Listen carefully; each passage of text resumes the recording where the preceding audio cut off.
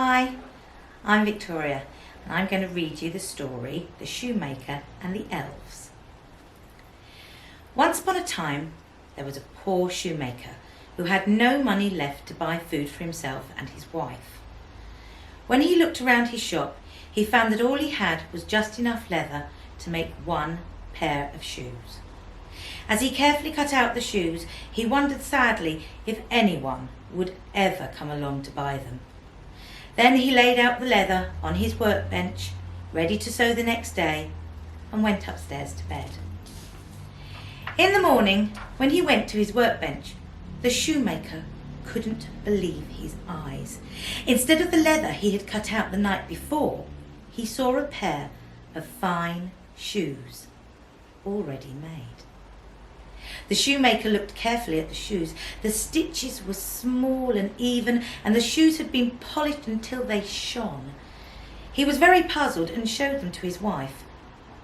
Who could have made them so perfectly? Later that day, a rich woman came into the shop to buy some shoes.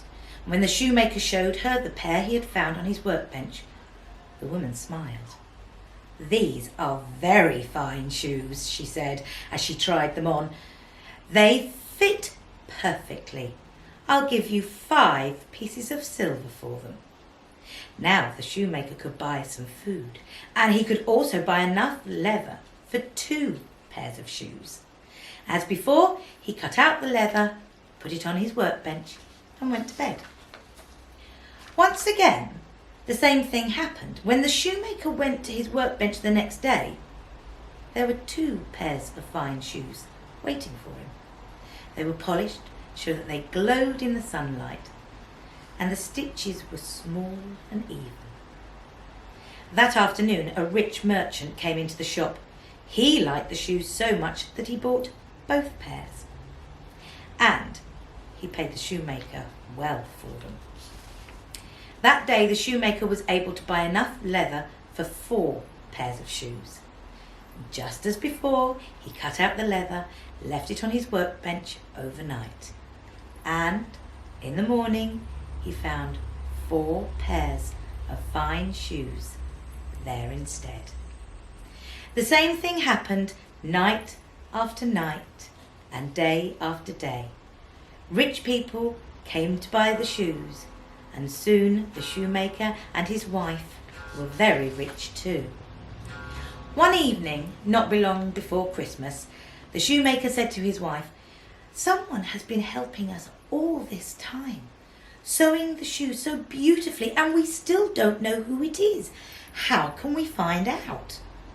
"Well," said his wife, "why don't we stay up tonight and watch?" So after dinner, they lit a candle and went into the shop. They hid behind the counter and waited to see what would happen. At last the door opened, and in ran 2 tiny elves dressed in rags. They went straight to the workbench, picked up the leather lying there, and set to work. They sewed and hammered until all the shoes were finished, and they polished every shoe until it shone in the moonlight. Then they ran away.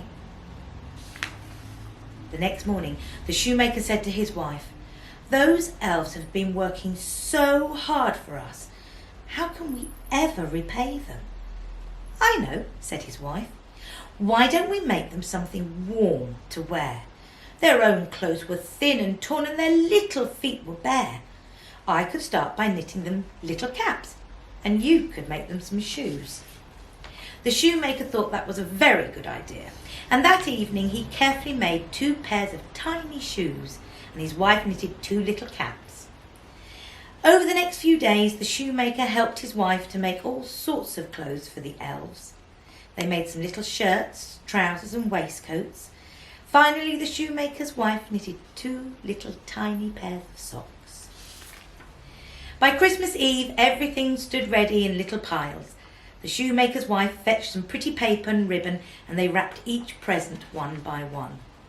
The shoemaker was so pleased with the little shoes he had made that he saved them till last and wrapped them very carefully.